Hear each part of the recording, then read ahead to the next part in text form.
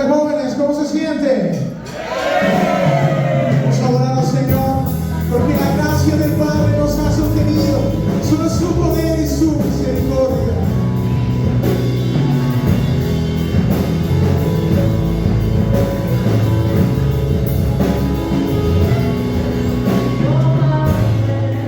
En las manos que hicieron los cielos, hallarme en la gracia.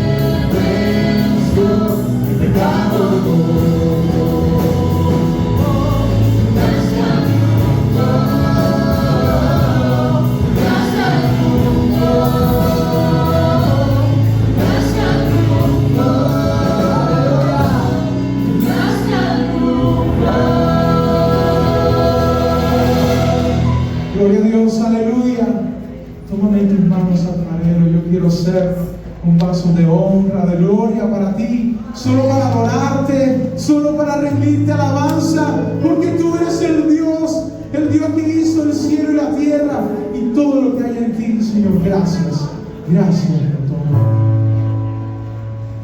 Todo aquel que ha disfrutado de la gracia de Dios y tenga esa fe y esa certeza, Dios borró mis pecados. ¿Cuántos tienen esa certeza? Vamos a decir, por su gracia, juntos, puestos en pie. Si has tenido esa experiencia, tienes esa fe, esa seguridad en la gracia de Dios. Por tu gracia estamos aquí, Señor.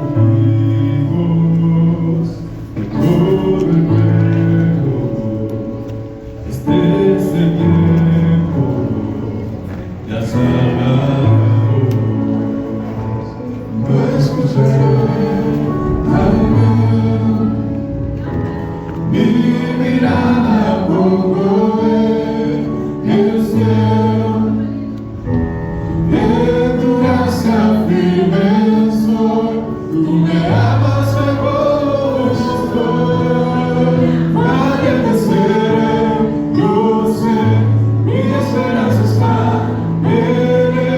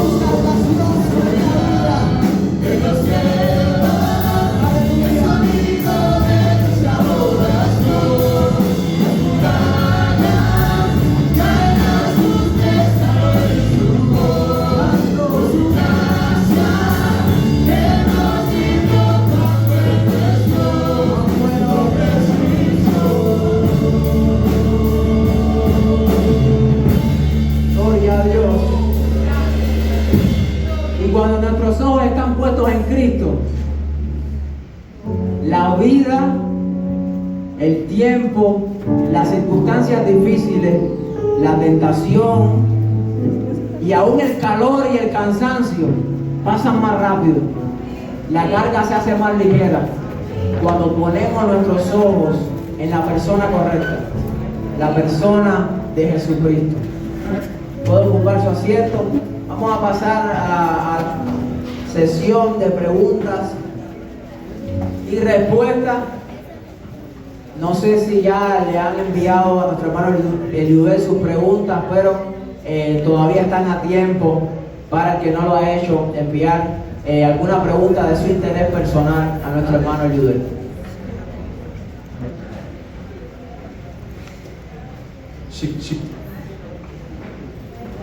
Sí. Bien, reiteramos buenas tardes para los hermanos. Bueno, estamos acá con este tiempo de preguntas y respuestas un poquito más extenso. Hay más oportunidad para preguntar, para responder, para escuchar la respuesta. Ahora sí incluimos algunas preguntas que nos han hecho respecto al noviazgo. Así que vamos entonces a ir más o menos respondiendo poco a poco e ir entrando en calor. Bueno, vamos a la primera pregunta que tiene que ver con la charla que acabó de dar nuestro hermano Juan Daniel de la Vega. Dice así la pregunta: si la salvación es por gracia y no cumplo la ley, ¿puedo ser salvo? Si la salvación es por gracia y no cumplo la ley, ¿puedo ser salvo? O lo que es lo mismo, otra pregunta que es más parecida o más o menos tiene que ver, dice: si la salvación es gratis, ¿por qué tengo que guardar los mandamientos? ¿No es eso una forma de pagar por mi salvación? Más o menos creo que todas las preguntas tienen algo que ver, es decir, enfocado en el hecho, no es gratis, entonces puedo dejar de cumplir la ley, puedo ser salvo si no guardo la ley porque sencillamente la salvación es gratis. A ver. Bien, amén. A ver, lo primerito que tenemos que tener en cuenta, hermano, nosotros nunca vamos a guardar la ley. Eso tiene que quedarte claro. Perfectamente nunca la vamos a guardar. Por eso estamos, y vamos a ver mañana, en un proceso que se llama santificación. Nosotros vamos a crecer en santidad durante toda la vida cristiana, hasta el último día, o hasta el día que venga Cristo. La observancia de la ley no es el camino a la salvación, decimos, es una consecuencia. Yo obedezco los mandamientos de Dios no para ser salvo, sino porque soy salvo. Decía yo en la charla, Jesús te perdona, pero también qué cosa, te transforma, te cambia, de modo que ahora tienes nuevos deseos, una nueva voluntad para obedecer los mandamientos de Dios, no para salvarte, sino porque ya eres salvo. Decía Cristo: si me amáis, ¿qué cosa? Guardad mis mandamientos. De hecho, el amor es una consecuencia de la salvación. Guardamos los mandamientos porque amamos, como una muestra de amor hacia Dios por lo que ya Él ha hecho por nosotros. No es un intercambio, no es un negocio, no es yo guardo los mandamientos, tú me das la salvación. Cristo te salva y entonces tú guardas la ley de Dios. Como decía, no perfectamente, pero sí sinceramente, para la gloria de Dios. Entonces quiere decir que, para repetir la pregunta, porque di tanta explicación, dice: si la salvación es por gracia y no cumplo la ley, ¿puedo ser salvo? ¿Y se puede responder con un sí o un no? ¿Y por qué? Es más bien... Es no de respuesta. ¿No se puede ser salvo? ¿Por qué? ¿O no? Sí. A ver, no se puede ser salvo porque el que diga que es salvo y no tenga deseos y anhelos por obedecer la palabra de Dios, es mentira que ha sido salvo. ¿Lo entiende? Esa es la respuesta. Sí. ¿Puede ser salvo alguien que no guarde la ley? Creemos que no. No porque guardar la ley sea un requisito para salvarse, sino porque los que han recibido la ley, la salvación, juntamente con la salvación, han recibido una tendencia a guardar la palabra. Por lo tanto, es imposible que esa tendencia no se manifieste. Y si no se manifiesta, es que usted no ha sido salvo. Es como lo que dice Cristo: el buen árbol se conoce ¿por qué? ¿Cómo usted sabe que un árbol es fructífero, es bueno? De verdad es un buen árbol. Por el fruto. Porque él naturalmente, ¿qué hará? Dar fruto. Bueno, la persona que ha sido salva, naturalmente, ¿qué hará? Guardar la ley. Si no guarda la ley, no tiene evidencia. Y esto quiero aclararlo porque es sumamente importante. Es sumamente importante y atiendan todos, por favor. Porque hay unas tendencias por ahí muy místicas, muy espirituales, que plantean que la salvación es algo que usted siente en el corazón. Y yo quiero derrumbar esa idea en su totalidad. Porque la salvación no consiste en sentirme salvo. Porque cualquiera puede sentirse salvo. O cualquiera puede decir, yo soy de Cristo y Cristo me ama. Sí, pero ¿cuál es la evidencia de que tú realmente eres de Cristo y de que Cristo te ama y de que Cristo te ha salvado? No es que tú sientes que eres de Cristo, es que en la práctica de tu vida diaria estás experimentando la transformación de la presencia del Espíritu en tu vida. Y esa transformación se llama, en la práctica, guardar los mandamientos, obedecer a Dios, ser santo, caminar en santificación. Entonces, una persona que diga yo soy salva y no se esté esforzando por obedecer a Dios es mentira. Realmente no es salva nada. Está totalmente equivocado. No estamos diciendo que el que es salvo es perfecto, porque perfecto no somos ninguno de los que estamos allá adentro, ni el oficial, que es la persona más alta de los que estamos aquí. Ni él es perfecto, ninguno de nosotros es perfecto. Pero estamos en el camino de santificación. Estamos caminando en el intento todos los días de obedecer a Dios. Ese es el único creyente que puede decir que es salvo. ¿Ok? Amén. Sí, quiero añadir algo ahí, sobre todo viendo la palabra de Dios, estudió Romanos del 1 al 8. Si pudieron ver en el capítulo 1, el versículo 5, dice claramente esto. Y yo lo estudiaba con los jóvenes en mi localidad. Y por quien, hablando del Hijo de Dios, y por quien recibimos la gracia y el apostolado para la obediencia a la fe en todas las naciones por amor de su nombre. Es decir, la evidencia de que hemos recibido la gracia de Cristo, no la gracia que predican algunos falsos profetas por ahí, que es sapo, siempre sapo, sin ningún compromiso con Cristo y su santidad. Si recibimos la gracia de Cristo, lo hacemos para la obediencia por medio de la fe en Cristo. Ahora, esta obediencia, ni cuando éramos malvados sin conocimiento del Evangelio y de Cristo, ni ahora con conocimiento de Cristo y de la verdad del Evangelio, tanto en un lado como en el otro, nunca nuestra obediencia va a ser perfecta. Nuestra obediencia, ya lo que se refería a Tonito, como poniendo el ejemplo de mi papá como oficial, nuestra obediencia cuando no éramos salvos y ahora que estamos en Cristo, nunca será perfecta. Nuestra obediencia a la ley, está claro esto, ¿verdad? Nuestra obediencia a la ley nunca será perfecta. Es por eso que no es un requisito para salvación, porque si fuera un requisito para salvación, nadie fuera salvo. Pero sí es una evidencia de que hemos sido salvos, que aunque imperfectamente, pero sí nos interesa obedecer a la ley, como dice aquí el apóstol Pablo, por amor de su nombre.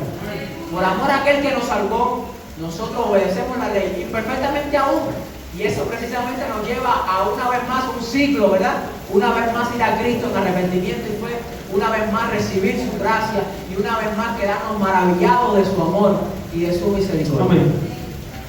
Vamos con otra pregunta acá. Exacto, varias preguntas, pongo otras, con la ayuda del Señor vamos a leerlas todas, pero bueno, no las digo ni el orden en que me llegaron. Para que sepan que, no leo mi pregunta, yo se la mandé por la mañana. Voy a leer ahí a medida que vayamos dominando este tema. Dice, ¿cómo sé que Dios ha perdonado mi pecado? Es decir, supongo, ¿no? Que es un joven que pregunta, bueno, cometí un pecado y, digamos, oré, me arrepentí, ¿cómo puedo saber que Dios me ha perdonado? ¿Qué evidencia? ¿Cómo puedo saber? ¿Cómo puedo sentirme perdonado y saber que Dios me perdonó? Ok, mire, esta cuestión gira alrededor de la fe. Y la fe es una creencia. Por lo tanto, nosotros creemos que somos perdonados porque depositamos nuestra fe en Cristo y confiamos en las promesas de Cristo de que Él ha traído perdón y salvación a través de su sacrificio. Esto no es una cuestión sentimental o escapa más allá de lo sentimental.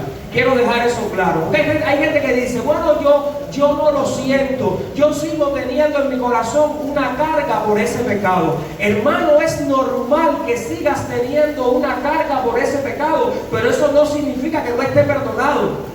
Significa sencillamente que el Espíritu Santo está tratando contigo, porque cada pecado que nosotros cometemos y nos arrepentimos es una oportunidad para el crecimiento. Mire, déjenme poner el ejemplo del rey David. El rey David peca con Betsabé y se pasa un año escondiendo su pecado. Un año, por si usted no lo sabía. Un año intentando esconderlo.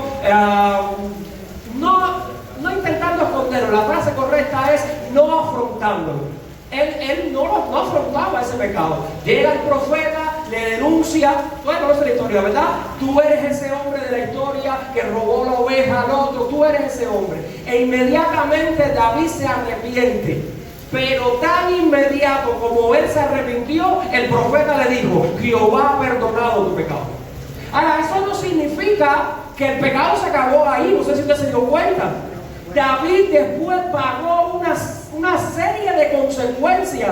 Su hijo se murió, su familia entró en guerra, él prácticamente pierde el reino. Es decir, él recibió una serie de consecuencias por su pecado. Luego él escribe el Salmo 51, que todos lo han leído, en arrepentimiento. Usted lee el Salmo 51 y se da que usted dice, y este hombre tiene su pecado perdonado. Sí, el pecado estaba perdonado. Ya está, cuando David escribió el Salmo 51, ten piedad de mí, oh Dios, conforme. Ya el pecado estaba perdonado, pero él seguía arrastrando las consecuencias del pecado, porque el pecado, aunque Dios no perdone, tiene consecuencias, y él seguía estando dolido por el pecado. Porque mira, el pecado realmente duele cuando Dios te perdona. ¿Usted sabía eso? Cuando tú vives sin el perdón de Dios, el pecado te da igual. No sientes nada. Cuando realmente tú eres consciente del dolor del pecado, cuando Dios te perdona y tú miras tu pecado a la luz de la cruz de Cristo. Entonces es evidente que no se trata de una cuestión de sentimiento, porque tú vas a seguir sintiendo por el pecado, pero puedes tener toda la certeza y la confianza que si has creído en Cristo y te has arrepentido sinceramente y has depositado tu fe en Cristo, tu pecado está perdonado. Amén. Sí, hermano, como decía el hermano Domingo, hay que tener mucho cuidado con el tema de los sentimientos y las emociones. Nosotros no podemos basar la vida cristiana en sentimientos y emociones, porque podemos entrar en un terreno peligroso. Tenemos que fundar la vida en lo que Dios ha dicho en su palabra. Porque puede haber circunstancias que estemos viviendo en que nos sintamos de una manera, pero eso no cambia lo que Dios ha dicho. Yo siento que Dios me ha abandonado porque estoy pasando por una enfermedad. ¿Qué dice la palabra de Dios? ¿Qué cosa? No te voy a abandonar y no te voy a desamparar. Aunque en el proceso, por las cosas que están pasando, usted no sienta a Dios, eso no significa que Dios no esté con usted. Porque esa es la promesa. Amén. Y es el mismo caso con el perdón. Dios ha dicho en su palabra que Él te ha perdonado.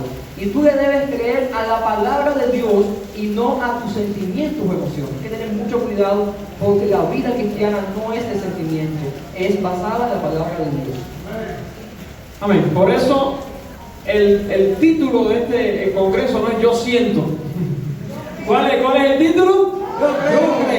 Yo creo, porque eso es lo que queremos que la juventud se base. No se base en sentimientos. Los sentimientos juegan un papel importante dentro de la relación con Dios, dentro de la adoración, dentro de la alabanza, porque decíamos que la adoración es la respuesta de un natural, de un corazón que ama a Dios, que glorifica a Dios, que entiende lo que Dios ha hecho por él. Pero en medio de las circunstancias, lo que tiene que fortalecer nuestra vida es nuestra fe, en lo que hemos creído. Yo me siento así, yo me siento asado, usted dice eso, pero yo a quien le creo es a Dios. Y lo que Dios ha dicho, eso es lo que yo voy a aceptar. Entonces, a partir de ahí es que debemos nosotros caminar en ese sentido. Otra pregunta dice, si Dios perdona todo pecado, ¿una persona después de aceptar a Cristo puede tatuarse? No sientan que las preguntas son como, era ese lo que me preguntó. Porque si son dudas que algún hermano tenga, y bueno, quizás él fue muy específico, él o ella, pero la persona fue muy específica, pero quizás sea algún problema o alguna otra cosa que no es justamente el tatuarse con otra, que tal vez usted sí esté luchando contra eso o venga sienta la tentación de hacerlo y puede tener usted la duda. Así que yo creo que la respuesta que los hermanos puedan dar, somos valientes, ¿no? Responder esto, a lo mejor podríamos omitirla, pero no queremos que los hermanos se vayan sin Yo voy a responder una parte y tú respondiendo la otra. Yo estoy. Ajá, no, y él va a explicar por qué. Sí, hermano, a ver, yo creo que nosotros debemos todo mirarlo a la luz de la palabra de Dios. Y la palabra de Dios en el Antiguo Testamento nos habla, Dios específicamente, no sé el versículo exacto definido, respecto a marcar nuestro cuerpo, respecto a hacer todo este tipo de cosas a nuestro cuerpo, como algo que el pueblo de Israel no debía hacer. Y nosotros creemos que si Dios lo mandó de esa manera, entonces nosotros debemos obedecer en ese sentido. Ahora bien, no solamente tenemos que verlo como la prohibición de lo que Dios dijo que no se debía hacer, sino también tenemos que verlo a la luz de lo que eso representa en nuestra sociedad. Yo estaba leyendo alguna vez y escuché con respecto a las estadísticas de que los jóvenes que se tatúan y que tienen ese deseo de hacerlo y que ven eso como atractivo, no estamos diciendo que sea el tatuaje la causa de que eso pase, pero generalmente ese tipo de personas son propensos a problemas existenciales, son personas deprimidas, son personas propensas al suicidio, propensas a vivir en hogares desordenados, a situaciones que de alguna manera, no estamos diciendo que el tatuaje es la razón por la que pasa eso, pero te demuestra qué tipo de personas lo usa y hasta dónde nosotros podemos ver que eso daña la vida de una persona. Si la primera respuesta es ¿por qué no podemos hacerlo? Bueno, lo que la Biblia dice respecto a eso. Y en segundo lugar, porque lo que la sociedad ve y experimenta a la luz de esa cuestión del trabajo. Sí, yo creo que hay un fuerte estigma social en el asunto de los tatuajes. Y la iglesia tiene que marcar una diferencia con el mundo en todo su actuar. Entonces nosotros no podemos asumir, y yo creo que no aplica solo para el tatuaje, aplica para un montón de cosas más, que usted puede ponerle nombre y apellido. Nosotros no podemos asumir las modas del mundo, ni el comportamiento del mundo, porque nosotros tenemos que ser diferentes en todo al mundo. No tenemos que ser diferentes solo en que decimos que creemos en Cristo y nos reunimos los sábados en la iglesia. Hay que ser diferentes en todo. Entonces es muy fuerte el estigma social que tiene en el mundo el asunto de los tatuajes. Además de que la principal evidencia es lo que nos dice la palabra de Dios. Y eso es suficiente. Si no tuviésemos lo otro, es suficiente con lo que dice la Biblia. Amén. Ahí pueden ver el texto que hablaba Elibel.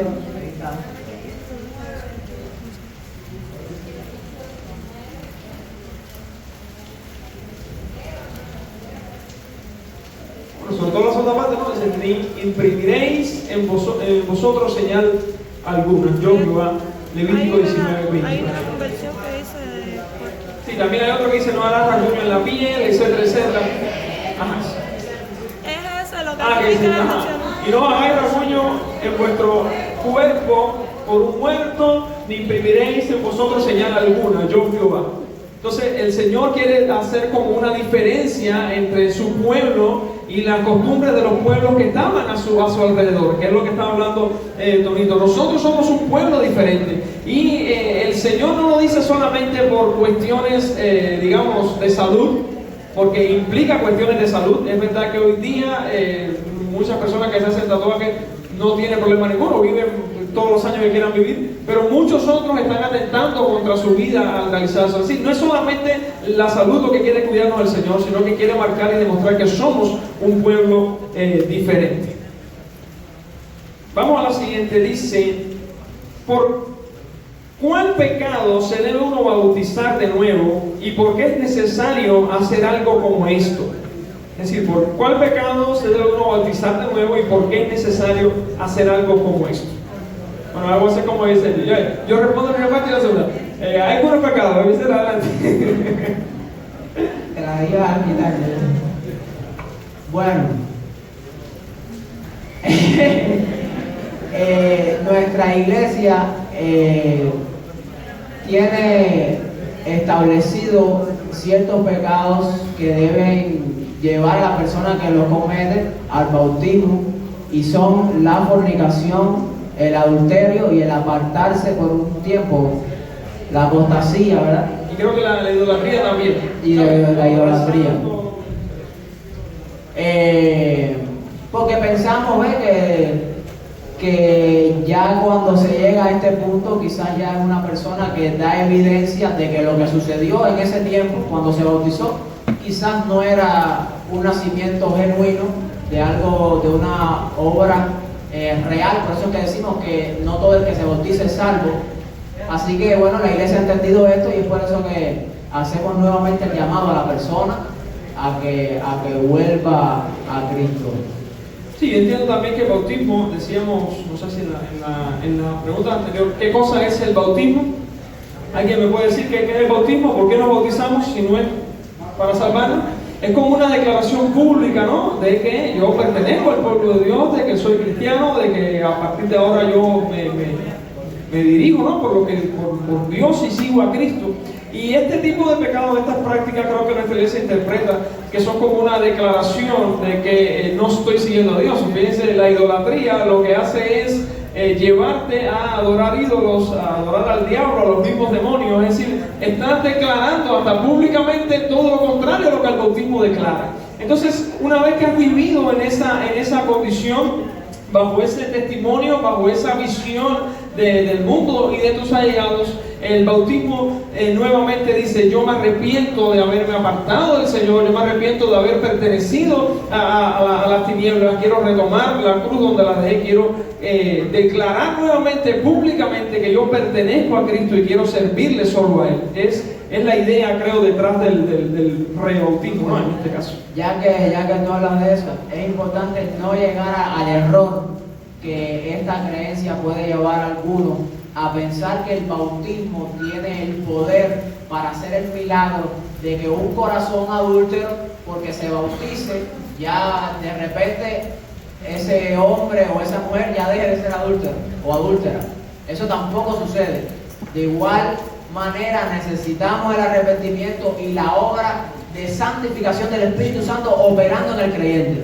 Es decir, el bautismo en sí no define nada, simplemente es una declaración pública de que algo sucede, pero no necesariamente quiere decir que sucedió. Para aclarar eso, no sé. Sí, otro detalle muy importante, porque a veces hemos tergiversado tanto esto que hemos llegado a prácticas como bautizar a las personas en oculto. ¿Por qué? Si el bautismo es una declaración en la comunidad, entonces tengo que esconderme para bautizarme. Ahí se cae en ese error de que es un milagro. No, espérate, para que deje el adulterio. No, ahí no estamos haciendo nada. Exacto, para que su pecado sea perdonado. Eso no significa que suceda. Eso sí es un error, yo creo. Eso sí. Amén. Vamos allá, vamos a hacer otra pregunta.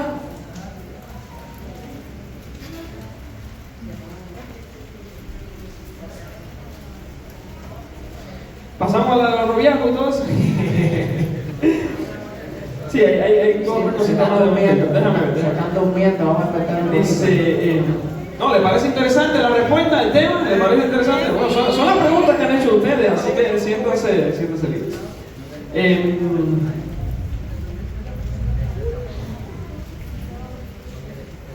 es una pregunta teológica, vamos a ver si podemos responderla, tiene que ver con el Evangelio. Dice: los que vivieron antes de Cristo, como José, Abraham y Moisés, ¿pueden ser salvos sin haber conocido a Cristo y el Evangelio? Es decir, nosotros estamos hablando del Evangelio, pero bueno, ¿y qué pasó con los que vivieron antes que no conocieron el Evangelio? ¿Cómo dice, sabes? Ok, a ver, mire, nosotros creemos que la revelación de Dios ha sido progresiva a lo largo de la historia. y que la revelación que nosotros tenemos ahora completa en Cristo no la tuvieron las personas que vivieron en el Antiguo Testamento.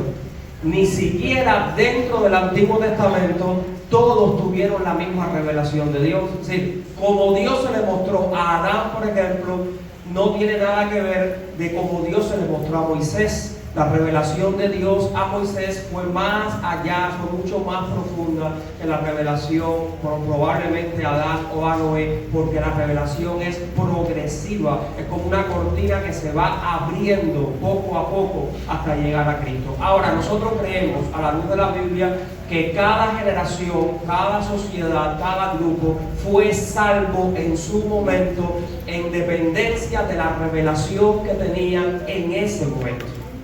No se le puede exigir a Abraham que creyese en Cristo, porque Abraham no conoció a Cristo. Pero cuando Abraham creyó la promesa que Dios le dio en su momento, sin saberlo, simbólica y espiritualmente, él estaba apuntando a Cristo. Cuando el sumo sacerdote entraba en el tabernáculo a ofrecer la sangre del sacrificio, ellos eran salvos por esa revelación que tenían en ese momento. Y no podía ser por otra, tenía que ser por esa. Pero ellos simbólicamente estaban apuntando al sacrificio de Cristo sin saberlo. Por lo tanto, nosotros podemos plantear, porque la Biblia lo plantea, que la salvación de Dios en todo momento es gracias a Cristo, que es el Salvador, tanto del Antiguo como del Nuevo Testamento. Pero nunca podemos pensar que el Evangelio, tal y como nosotros le llamamos, fue el mismo hoy que el que recibió Abraham o David o las personajes del Antiguo Testamento. Claro que no. Ellos recibieron en su época una parte de la revelación de Dios y fueron salvos por depositar su confianza en eso que conocían. Amén. Bueno, espero que la pregunta esté respondida. Tengo muchas preguntas acá que me están llegando. Tenga paciencia. Si no la respondemos hoy, voy a responderla mañana. Recuerda que es difícil para mí elaborar, ¿no?, la pregunta, porque leo una cosa y tengo que entender qué es lo que estoy leyendo. Así que yo voy a priorizar estas. Si luego puedo pasar a las que tengo, amén. Vamos a pasar al tema del noviazgo. Y yo creo que hay pocas preguntas, digamos, específicas. Y eso nos dice algo, que yo creo que hay que hacer un encuentro juvenil nada más para hablar del noviazgo. Hay que hacer un encuentro juvenil, así que el líder va pensando en eso, porque las preguntas son bastante generales, pero yo creo que la juventud de la iglesia necesita saber qué espera Dios de las relaciones noviazgo. Vamos a aprovechar el momento, porque al final yo puedo hacerlo, pero y el billete no está. ¿Quieren un encuentro juvenil sobre el noviazgo? No hay que hacer ninguno.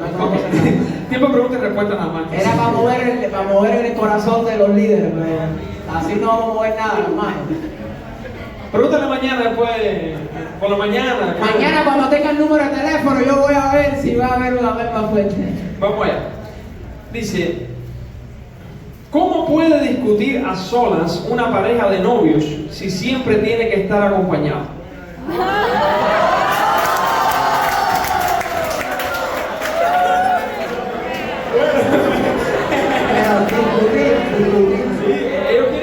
Supuestamente los novios siempre tienen que estar acompañados. Si yo quiero discutir con mi novia, yo creo que hoy no tenemos problemas, se puede discutir con WhatsApp sin problema.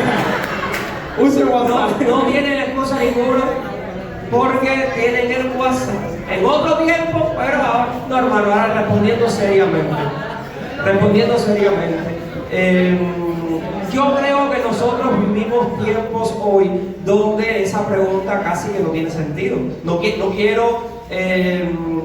criticar al que la preguntó porque tiene una duda, pero yo creo que el tiempo que vivimos hoy no es el tiempo de antes, no es el tiempo donde los novios tenían que estar con un chaperón al lado, no podían tener tiempo para hablar a solas. Yo creo que nosotros hemos entendido, precisamente por la sociedad en la que estamos y el tiempo en que estamos, que los novios necesitan confianza. Hay que depositar confianza en los jóvenes, en las personas y en el noviazgo, hasta cierto límite. Ahorita vamos a hablar de él, ¿ok? También hay que hablar de los límites porque las cuestiones no son como nosotros queremos muchas veces. Porque muchas veces queremos para el pecado. Si quisiéramos para la santidad, pudiéramos hablar un poquito mejor. Si nuestro querer fuera para la santidad, pero ustedes saben que no es así. Y yo lo sé también porque pasé por eso igual que usted. Hace bastantes años pero pasé por eso. Entonces el querer libertad generalmente no es para la santidad. Generalmente no es para orar juntos, ni para leer la Biblia, ni para ayunar. Es para otra cosa. Entonces, pero eso no quita de que sea real que los novios hay que darle confianza, cierta confianza, porque el hombre, el corazón humano es propenso cuando se le establecen límites a intentar cruzárselo. La propensión natural del hombre es, si tengo el límite, a cruzarlo.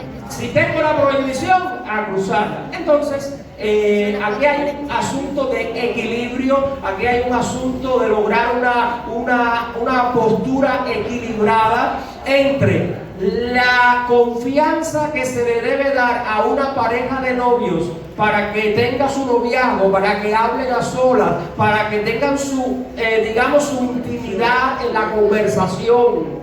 Fíjense que anote subrayo, en la conversación. Y el equilibrio entre eso y el equilibrio entre un noviazgo que es santo, en un noviazgo que no sobrepasa los límites. Es muy difícil, pero el punto intermedio es donde está la sabiduría, entre esas dos cosas. Tan malo es dar tanta libertad y tanto libertinaje que sea una tendencia, un empuje para que usted haga lo que le parece, lo que sabe que no puede hacer. Tan malo es eso como ser tan estricto y tan recio en el asunto que lo que haga es precisamente estimular la tendencia natural que tú tienes a hacer lo malo. Entonces, el punto medio entre esas dos cosas es la sabiduría. Y los líderes, los que están al frente, los pastores, los padres de familia, deben orar al Señor y buscar en su palabra para lograr ese equilibrio para el noviazgo.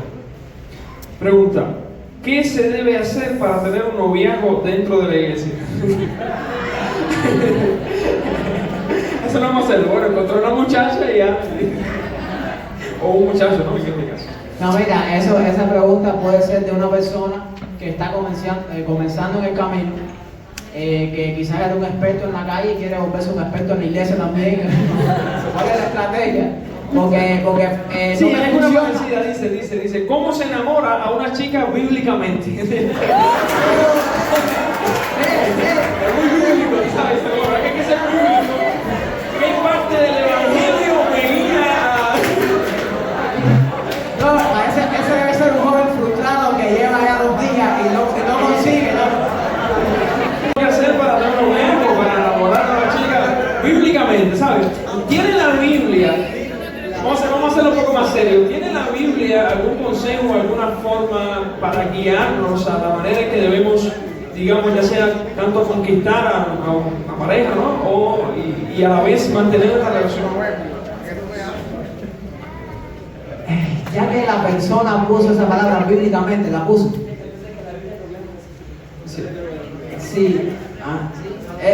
Sí, ok, tenemos que entender en primer lugar para este tipo de preguntas y para otras quizás que tengan que ver con este tema, que en la Biblia el noviazgo no existía. Escúchenlo bien si no lo sabían. En la Biblia el noviazgo no existía. Porque el noviazgo, tal y como hoy nosotros lo conocemos, bíblicamente eso no era posible. Los matrimonios en la Biblia eran matrimonios concertados por los padres. Las parejas se conocían prácticamente el día del matrimonio, el día del casamiento. El noviazgo era el año después que se casaron. No había noviazgo. Había un contrato matrimonial que se hacía un año antes del matrimonio, que era lo que se llamaba el desposorio, ¿verdad? José estaba desposado con María cuando ella salió embarazada. ¿Estaban casados? No. ¿Eran novios? No, al estilo nuestro no, por supuesto. Eran dos personas que las familias habían firmado un contrato matrimonial para que ellas se casaran en un año. Punto. Probablemente José y María no hablasen nunca, una vez en el año, 2 veces en el año, cuando más, porque el noviazgo al estilo occidental de hoy no existía. En la cultura oriental el noviazgo es diferente. Entonces es bien complicado buscar ejemplos en la Biblia de algo que no existía. Ahora, eso no quita que la Biblia no tenga principios, que va a hablar de eso ahora, que sí puedan ser aplicados a el noviazgo. Amén. Sí, eso sí, esa aclaración es buena. Nosotros, a la hora de mirar, voy a hablar desde el punto de vista del varón, así que los varones atentos. Generalmente miramos lo externo, miramos su cuerpo, su sonrisa, sus cualidades externas, ¿verdad? Pero la palabra de Dios, los principios que nos deja para uno poder tomar a la persona correcta, porque ¿cuántos quieren casarse con la persona correcta? ¿Verdad? Queremos eso, porque queremos ser felices, ¿verdad? Bueno, la palabra de Dios, uno de los principios que nos deja es tanto del varón para la muchacha, como de la muchacha para el varón, mirar su carácter. Y eso no se ve, no se conoce como un encuentro juvenil 2 o 3 días que usted ve y se relacione con esa muchacha o con ese muchacho. Porque todos podemos dar por 2 o 3 días apariencia de ser algo que no somos. El carácter tiene que ver con el ser, no con las cualidades físicas. Y una de las preguntas que debemos hacernos antes de conquistar, yo quizás no estoy respondiendo todavía la pregunta, pero antes de conquistar a la muchacha, lo primero que tenemos que ver es si esa muchacha o ese muchacho tiene un carácter que está siendo transformado por Dios. Es un muchacho, una muchacha creyente, que ha conocido el Evangelio y que está en un proceso de transformación. Si me conviene, si a mí me conviene, porque yo sé que esa persona tiene un carácter que está siendo transformado y yo soy creyente y mi carácter también está siendo transformado, casi siempre eso da resultado. Porque lo bueno atrae lo bueno. La persona que tiene el creyente, aquí las muchachas que son santas, que son puras, las muchachas que aman a Dios y que están en el proceso de santificación, no se va a enamorar, disculpen la palabra, de un tonto que esté llegando a la iglesia, que esté para la bobería, para el zapatico y para la moda y para el peladito, porque esa muchacha no le interesa eso. Le interesa un joven con carácter, que conozca la palabra, que ame a Dios como ella lo ama, ¿verdad? Un muchacho que le pueda enseñar bíblicamente, un muchacho que demuestre cualidades de fundamento, de seriedad, de manera que esa muchacha diga, ay, yo me siento segura, viviendo una vida con ese muchacho, porque es un muchacho que tiene cabeza, es un muchacho que sabe lo que quiere, ¿verdad? Un muchacho que me está conquistando ya 5 años. Pero sí, no sé si entienden que tiene que ver con el carácter. Una muchacha, si no, porque para mí ese tema es sumamente importante. Yo, gracias a Dios, me enamoré y me casé. Y ya tengo un bebé y sigo siendo feliz, y es la etapa más complicada, yo creo, del matrimonio. ¿Por qué? Porque yo era un joven que estaba siendo transformado por Dios, que amaba a Cristo. Vi una muchacha, entre muchas que había, vi a una que sobresalía entre todas, no porque tenía el mejor cuerpo, que lo tiene, sino sobre todo por su carácter, ¿verdad? Y eso es lo que busca generalmente un joven que ama a Dios y a su palabra. Busca a una joven que ame a Dios y a su palabra. Amén. No, y es importante, hermano, porque evidentemente no está en la Biblia el noviazgo, pero sí tiene un propósito. ¿Cuál es el propósito del noviazgo o cuál es el final del noviazgo? El matrimonio. Así que cuando uno busca ser novio de otra persona, uno no está buscando pasar un tiempo feliz, tener a alguien con quien ir al parque, cuchichar, chismear. Uno está pensando pensando en la persona que va a vivir conmigo por el resto de mi vida.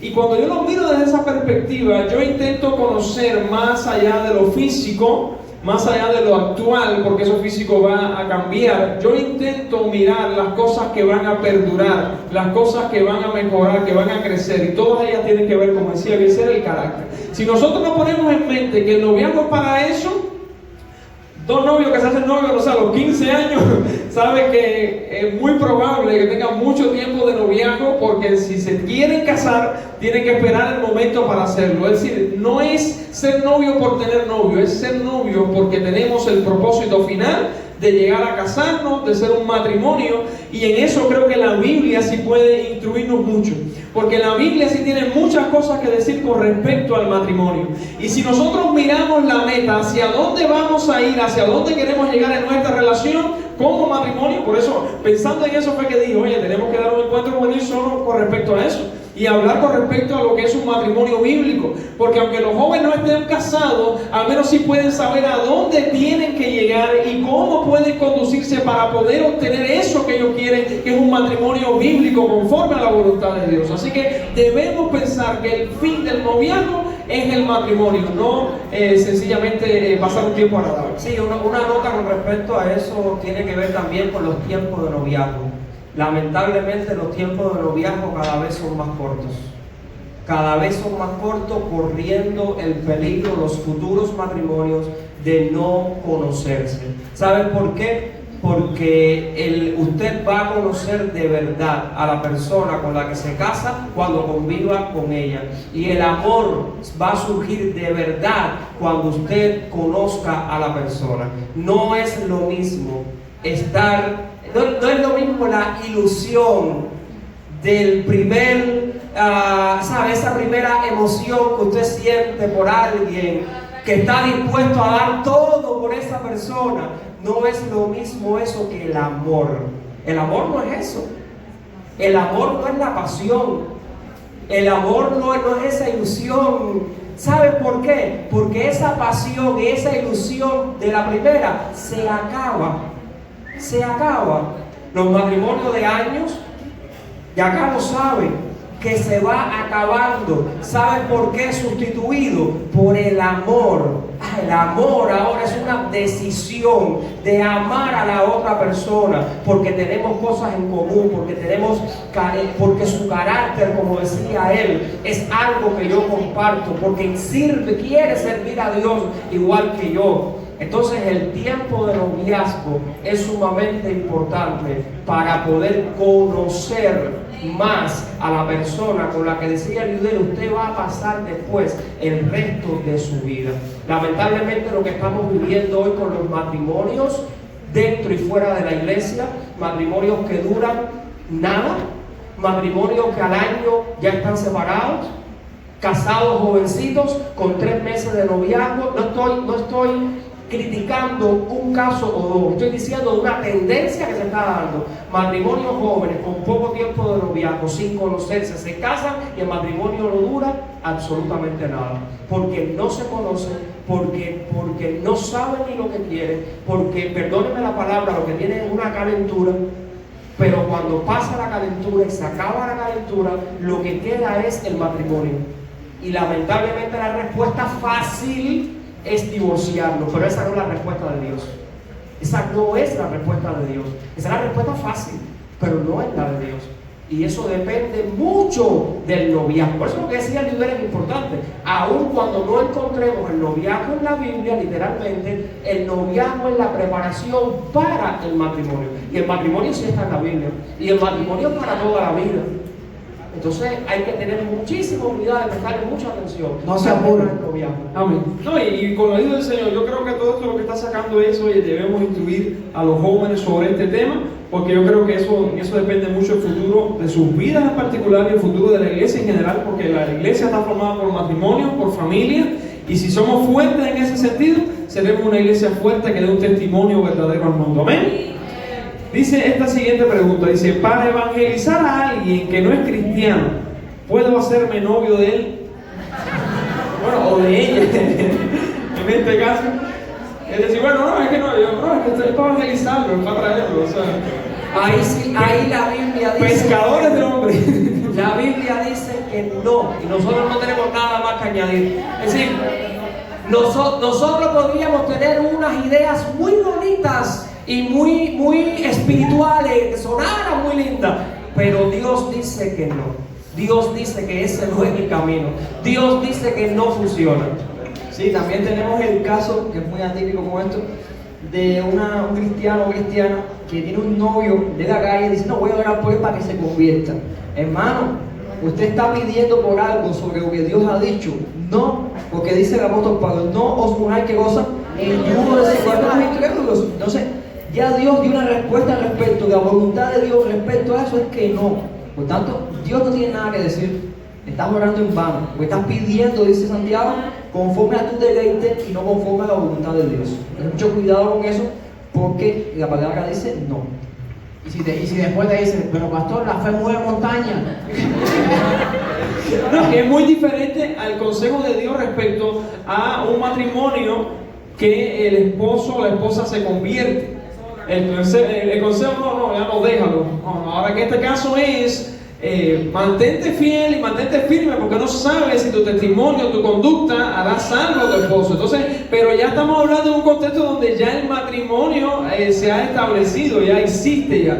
Pero si no existe el matrimonio y es noviazgo, por el bien de tu alma, puede que en el futuro la persona se convierta y puedas, pero por el bien de tu alma, por el bien de tu vida, de tu familia, de tu futuro, créele a Dios cuando te dice que no. ¿Cómo es el título del evento?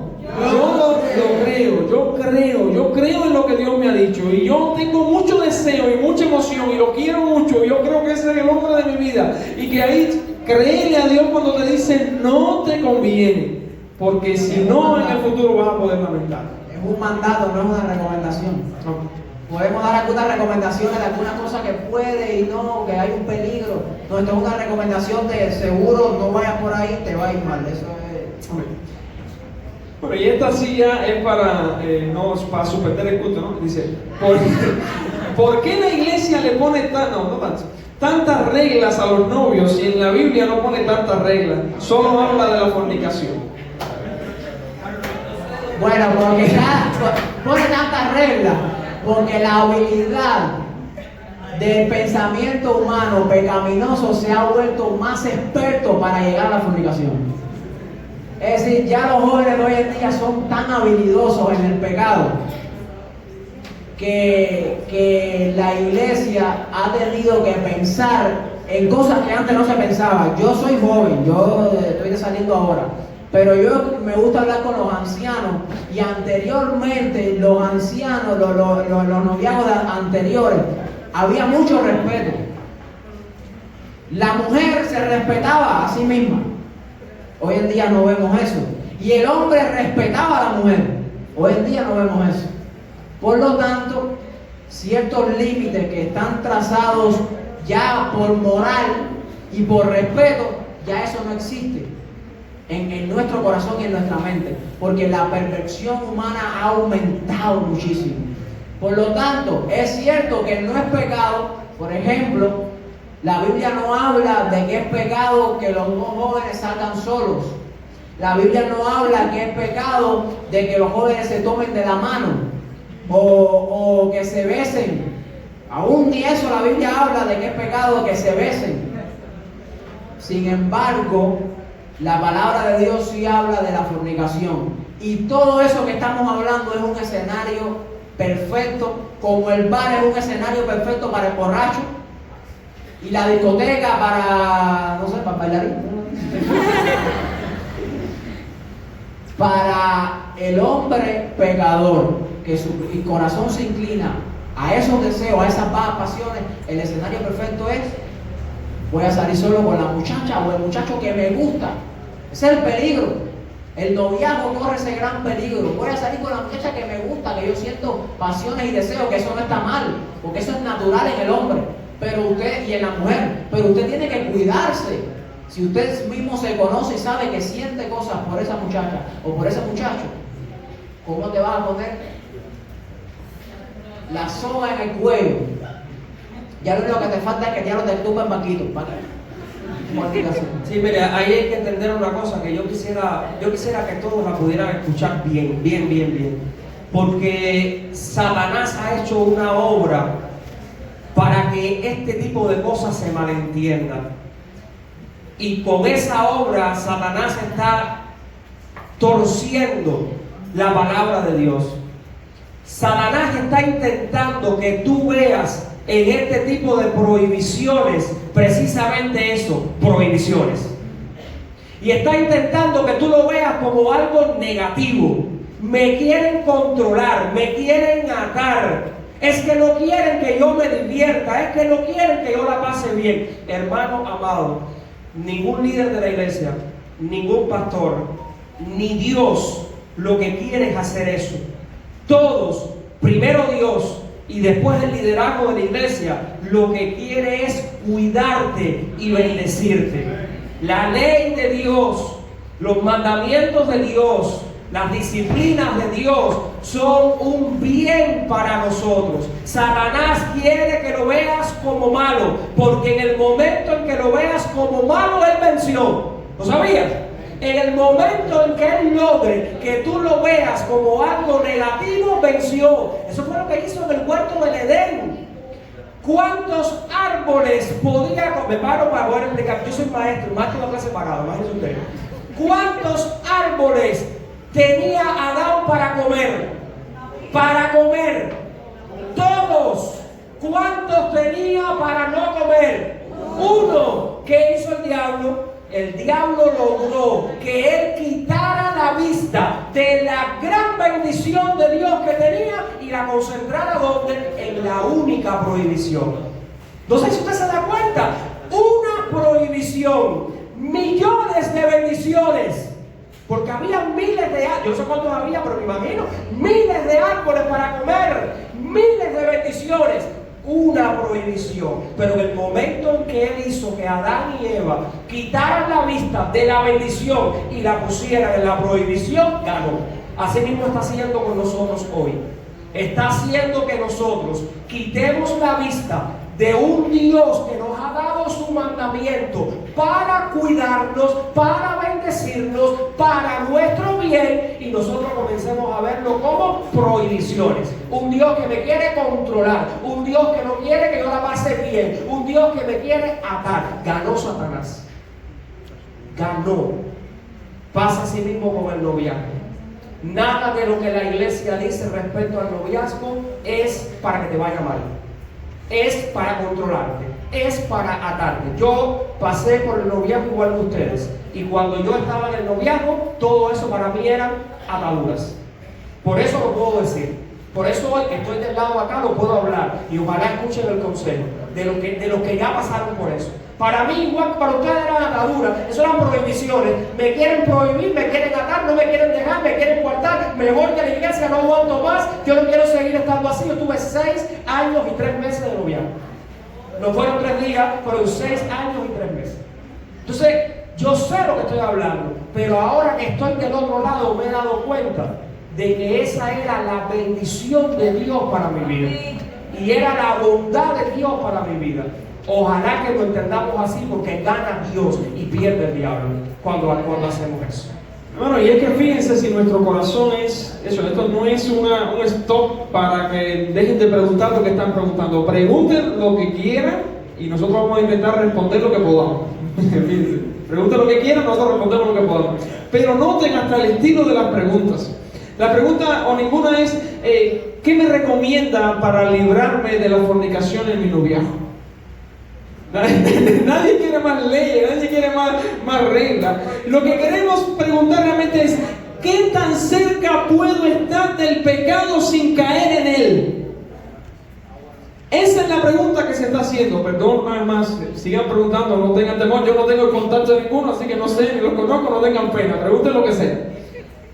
Pero lo que estamos preguntando en el fondo es eso: oye, ¿qué tan cerca puedo estar del pecado sin caer en él? Cuando la pregunta debe ser, ¿cómo puedo alejarme del pecado lo más que yo pueda para vencerlo? ¿Cuántos dicen amén a eso? Amén. Entonces, cuando piensen en eso, en su noviazgo, piensen desde esa perspectiva. Porque, hermano, aquí todos somos libres. Aquí, joven amigo, tú tomas tus decisiones, pero nosotros tenemos la experiencia propia y de muchos casos de hermanos y amigos que conocemos que su matrimonio ha terminado en fracaso, su noviazgo ha terminado en pérdida por no seguir los consejos y las recomendaciones que hoy estamos dando aquí. Y si quieres ser un ejemplo más de mira para que no te pase como le pasó a fulano, adelante. Si quieres tener éxito y la bendición de Dios en tu noviazgo y en tu futuro matrimonio, escucha los consejos que en esta tarde te damos. ¿Terminamos? ¿Amén? Una vez más, las preguntas que están acá, vamos a hacerlas todas. Empezaron a lloverme, si pueden pensarse, si no, yo te imagino todo lo que se armó. Ya vamos a ver cómo las respondemos y en qué tiempo lo hacemos, pero queremos que en todo Dios sea glorificado y tengamos jóvenes santos que se basen en la palabra del Señor. Amén.